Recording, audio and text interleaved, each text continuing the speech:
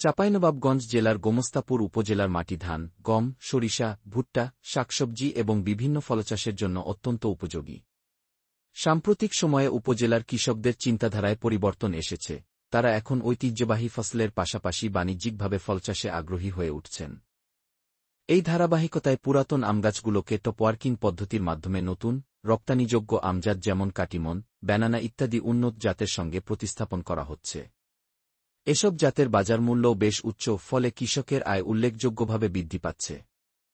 শুধু আম চাষ নয়, উপজেলার অনেক কৃষক এখন পেঁপে, কলা, ড্রাগন ফল, কুল, পেয়ারা, মাল্টা ও কমলা চাষ করেও অর্থনৈতিকভাবে স্বাবলম্বী হচ্ছেন।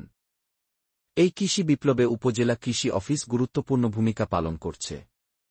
তারা বিভিন্ন প্রকল্পের প্রদর্শনী স্থাপন, কৃষক প্রশিক্ষণ, পরামর্শ প্রদান ও উদ্বুদ্ধকরণ কার্যক্রমের মাধ্যমে কৃষকদের সহায়তা ও দিকনির্দেশনা দিয়ে যাচ্ছেন।